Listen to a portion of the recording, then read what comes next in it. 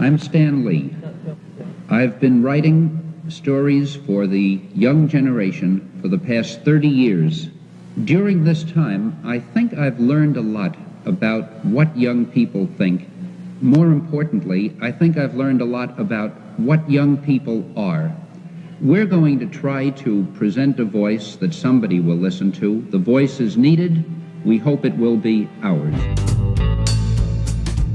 Stan Lee was a creator of comics aplenty. He did Spider-Man, X-Men, and Your Mom in the 70s. Okay, not really, but a legend, yes, was he.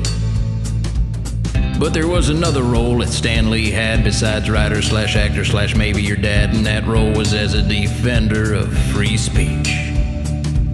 You see, back in the 50s, it wasn't cool to be clownish or geeky or nerdy or quirky or brownish. Many found the violence in comic books unsound. One best-selling author found the comics concerning, moral crusaders took the comics to burnings, and lawmakers on both sides found some common ground. So the Senate held hearings on comic books. That's right, the Senate held hearings on comic books with scientific claims you'd swear came from a commode.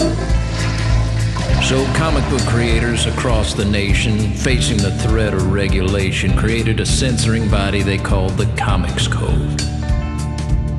Which takes us back to our hero Stan, who was putting out an issue of Spider-Man when the Comics Code folks said, "We won't approve." Then to no Mary Marcher's dismay, Stan told the code folks, "Not today," and he published it with the Comics Code seal removed.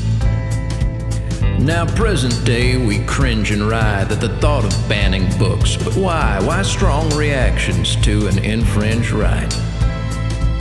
Well, it was each woman, was each man who was brave enough to take a stand, go against the grain and claim that that ain't right.